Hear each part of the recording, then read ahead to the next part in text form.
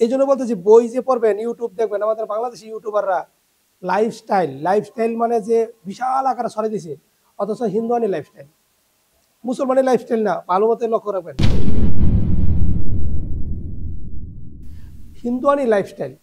ওই দেখেন হা হা হা, তুই আল্লাহ আল্লাহ কর বলতেছেন। এই জন্য যে বাস্তবতা দেখে তারপরে কিছুটা চেঞ্জ করেছি। শুধু সবজি খাবেন, এটা হলো হিন্দুয়ানি কালচার। কিছু ভিন্নতা আছে আমাদের দেশে। এখন বিশেষ করে খাবারের যে জিনিসগুলো বলতেছে, বিশেষ করে ডাক্তার মহল, ধরেন একটা খুব ভালোভাবে সতর্ক হবেন। অনেক ডাক্তার শুধু নিরামিষ সবজি, তারপর আপনার ওই গোস্ত খাওয়া যাবে না, এগুলো আমিও বলছি, আমার অনেক ভিডিও আছে দেখবেন। কিন্তু এগুলো আর বাস্তবতার সাথে যখন মিল করছি তখন চেঞ্জ হয়েছে। বিশেষ করে শুধু সবজি খাবেন গোস্ত খাবেন না, একটা কথা আছে না, অনেক ডাক্তাররা কিন্তু বলতেছে এখন। এই বলাটাও কিন্তু বেশ একটা ভালো না। আমিও আগে বলছি, এখন বলতেছি না, এই জন্য যে বাস্তবতা দেখে তারপরে কিছুটা চেঞ্জ করেছি। শুধু সবজি খাবেন, এটা হলো হিন্দুয়ানি কালচার, এটা জানেন তো। নিরামিষ হলো হিন্দুয়ানি কালচার, ওদের এটা ধর্মীয় ভাবে ওদের মানতে হয়, এটা জানেন তো। ঠাকুর যারা, এরা গুস্ত মাছ খায় না, অথচ এইটা হিন্দুয়ানি কালচার না বললে আমাদের উপর চাপাই দিতেছে। সবজি খাবেন তার ভালো থাকবেন। আমিও বলেছি, আমার অনেকগুলো ভিডিও আছে ফুড এন্ড নিউট্রিশন, যখন পড়া শেষ করলাম এইখানে এর বিশাল একটা প্রভাব ফেলছে এই হিন্দুয়ানি। কারণ ফুড এন্ড নিউট্রিশন বইগুলো বেশিরভাগ আসে ভারত থেকে। তো ওদের নিরামিষ আমিও বলি, আমার প্রোগ্রামে এখনো বলি, কিন্তু গুস্ত খাওয়াই যাবে না, অনেক ডাক্তাররা কিন্তু বলে। এগুলোর পক্ষে না। আমি আগে যতটা বলেছি যে প্রোটিন খাবেন না, প্রোটিন মানে মাছ গোস্ত ডাল ডিম, প্রোটিন খাবেন না, এখন আফগানিস্তান থেকে আসার পরে বলি যে খাবেন। কিসের জন্য? আফগানিস্তানের খাবার একটাই, গোস্ত। খাবার একটা প্রচুর পরিমাণে গোস্ত খায়, একটু না। দুম্বার গোস্ত, গরুর গোস্ত, খাসির গোস্ত, গোস্ত আর কি, তারপর দুম্বাটা বেশি পাওয়া যায়। এখন একটু খায় না, ধরেন এই যে এরকম বড় বড় গ্রিলে 5-7টা করে ছোট ছোট টুকরা থাকে, এগুলো আগুনে সেক দেয়, সেক দেখে খুব হালকা করে সেকে দেয়। তো এরকম এক একজনে এরকম 20টা 25টা করে গ্রিল খেয়ে ফেলায়। আমরা কিন্তু 2 জনে 12টার বেশি খেতে পারি নাই, ওরা এক একজনেই ধরেন 25টা 30টা খেয়ে ফেলবে। এতটুকু বড় বড় রুটি আমরা 2টার বেশি খাইতে পারি না, এক একজনে 8টা 9টা করে খেয়ে ফেলায়, বুঝছেন। এটা দেখার পরে তারা বললাম যে আমরা তো ভুলে আছি, পড়া বইয়ে লেখা থাকলেই বাস্তবতা আলাদা জিনিস। ওদের পাইলসের সমস্যা, আমি পাইলসের ভিডিওর ভিতরে বলছি যে আপনার প্রোটিন কম খাবেন, মানে 70 গ্রাম 80 গ্রাম পরিমাণে গোস্ত। তারপরে আসার বলে যে না, আমাদের খাওয়ার সিস্টেমটা চেঞ্জ করতে হবে, প্রোটিন খাইতে হবে, প্রোটিন খেতে হবে। কারণ ওরা তো খাচ্ছে, ওদের তো আর রোগ হচ্ছে না। ওরা তো বিশেষ করে পাইলসের রুগী কম, পাইলসের রুগী নাই, রুগী কম, তার মধ্যে পাইলসের সমস্যা কম, আমাদের পাইলসের সমস্যা বেশি। এখন শুধু আপনি সবজি খাবেন গোস্ত খাবেনই না, এটা কিন্তু হিন্দুয়ানি কালচার, এটা ভালো মতো মাথায় রাখবেন। এটা হিন্দুদের দাস আমাদের উপর, ওটা না বললে বসাই দিতেছে। আপনি গোস্ত খাবেন, প্রচুর পরিমাণে খান, সমস্যা নেই, কিন্তু আপনার সাথে পরিশ্রমটা করতে হবে। এই পরিশ্রমটা আমাদের, এটাও বলে ডাক্তাররা, কিন্তু পরিশ্রমটা যে করতে হবে বেশি, এটা বেশি জোর দেওয়া দরকার।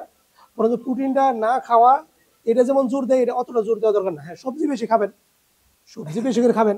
ওদের এখানে এইটাই খায়, হাঁটা চলা করে, আমরা হাঁটা চলা করি না, আমাদের এই সমস্যাটা বেশি হচ্ছে। তারপরে হাঁটা চলাটা বাড়াই দিব। প্রোটিন যদি না খায় শরীরে শক্তি পাওয়া যাবে না। পৃথিবীর ভিতরে এখনো সবচেয়ে বেশি শক্তিশালী পুরুষ হলো আফগানি পুরুষ, সবচেয়ে বেশি শক্তিশালী। এমনি বাস্তব হয়ে আসছে উসালম্বাও। উসালম্বা তো ধরেন পাকিস্তানেরাও আছে, সৌদিয়ানরাও আছে, ওরা উসালম্বা সবই এক দাসের শক্তিশালী পুরুষ। তাহলে আমাদের বিজ্ঞান বলছে যে প্রোটিন যেতে বেশি খাবে তাদের শক্তি আসবে বেশি। প্রোটিন মানে গুস্ত মাছ এগুলো ছাড়া শরীর গঠন হবে না। তো যদি বেশি পরিশ্রম করেন আপনার কোষগুলা শক্তিশালী হবে, কিন্তু মোটা হবে না।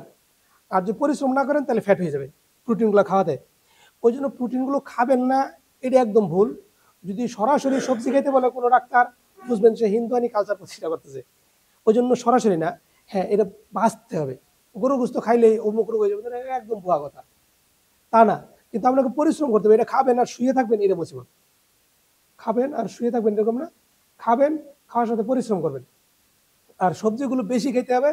আর কিছু আবহাওয়াগত জিনিস আছে, যেমন আমি যে জিনিসটা বলি, ওইখানে ড্রিঙ্ক মানে আপনার 7 আপ, পেপসি, আরসি, কোকাকোলা, এগুলো আবার ঠিক ওদের সাথে মিল করে খাচ্ছে।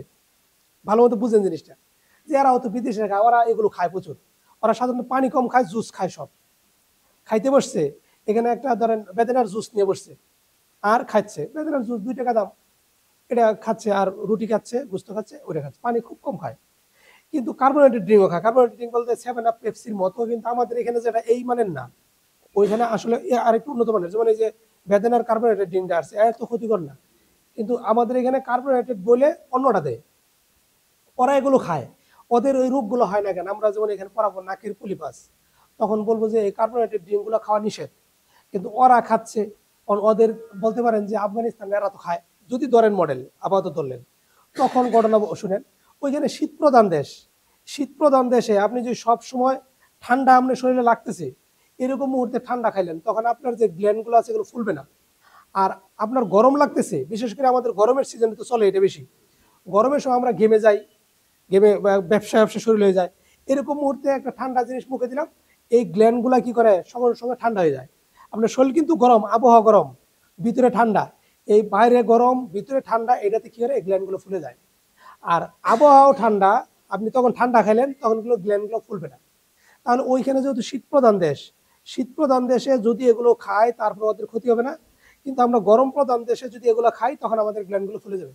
যার জন্য কার্বোনেটেড ড্রিঙ্ক এগুলো খাওয়া যাবে না, আমাদের জন্য মুশকিল আবহাওয়াগত কারণে।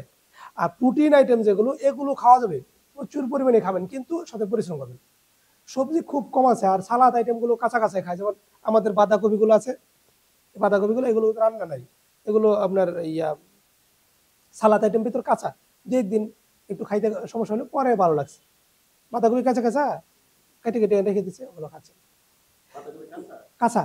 মানে সবজি এগুলো সালাদ হিসাবে খায়, বাঁধাকপি গুলো সালাদ হিসাবে।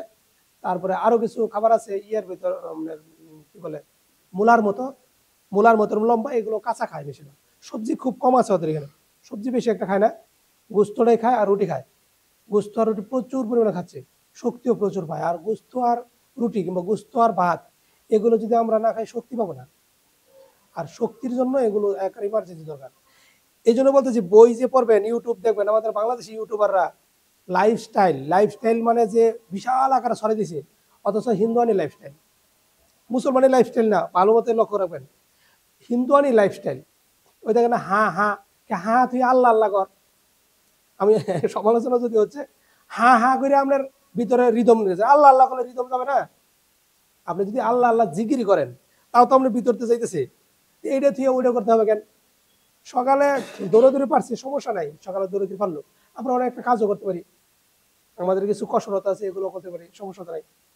তো যাই হোক, এগুলা কিছু জিনিস আছে, এই জিনিসটি আমাদের একটু বুঝতে হবে। আজকে আমরা যেহেতু পাইলসের সমস্যাগুলো বলবো, খাবার দাবারের বিষয়গুলো নিয়ে, যদি প্রোটিন খাওয়া নিষেধ, আমার কয়েকটা ভিডিও দেওয়া আছে, এগুলা ওইখানে যাওয়ার আগে, ওইখানে যাওয়ার পরে অবজারভেশন করলাম যে আমরা তো আসলে ভুলের ভিতরে আছি। অনেক সুন্দর করে অবজারভেশন করছি, পাইলসের রোগী পাওয়া যায় না, খুব কম, অথচ গোস্ত খাচ্ছে প্রচুর, তাও কি সব চর্বি? গোস্ত তো সবই চর্বি। আরেকটা জিনিস, আমরা তেল খাই না, আমরা তেল খাই সরিষার তেল, তারপর সয়াবিন তেল, ওইখানে নাই। কি তেল? ওই যে দুম্বার যে তেল আছে, এটা দিয়ে রান্না করে বাড়তে হয় এখানে। দুম্বা আপনি পাক করবেন না, ওই তৈলে পরে আমি কি তৈল দিছে, না এটা তো দুম্বারই তৈল। মানে কিচ্ছু তেল দেয় না, হালকা মশলা আলাদা বাইরে রাখে, এই মশলা যে আমরা লাগলো তাহলে নিয়ে নিয়ে খেলো। এই জন্য কিছুটা মানে সিস্টেমটা একটু চেঞ্জ করতে হবে। আর আমরা সিস্টেম চেঞ্জ না করে ওদের দাসে শুধু ঘুরতেছি, বেড়াইতেছি ইচ্ছা মতো। হিন্দুয়ানি দাসটা আমাদের এখানে বেশি প্রভাব পড়ছে, ভারতের প্রভাবে আইসা। এই যে ডাক্তার যায়, ডাক্তার বলে দেয় সবজি খাবেন, নিরামিষ খাবেন, গোস্ত খাবেন না। আর মাসাল্লাহ এদের তো হিন্দু ডাক্তার তো গরু গোস্ত নিষেধ এদের কাছে, বুঝছেন না? এই জন্য এগুলো একটু চিন্তা করে করে মানুষ একটু উপদেশ দিতে হবে। আমরাও দিচ্ছি সমানে ওদের দাস শুনে শুনে, কিন্তু আসলে ভুল ব্যাখ্যা। দেখবেন একটু খাবার দাবার চিন্তা করেন। ডাক্তাররা যে সব ডাক্তার, বাংলাদেশের সব ডাক্তারই বলছে এখন, কারণ ওদের দাস পড়ে গেছে। আমরা বাস্তবতা দেখে পরে যেমন একটু চেঞ্জ করতে চাচ্ছি, আমিও বলছি, আমার বইও লেখা আছে, কিছু করার নাই আগের না। ঠিক আছে, ইনশাল্লাহ নামাজটা পড়ে আসি, পরে শুরু করি।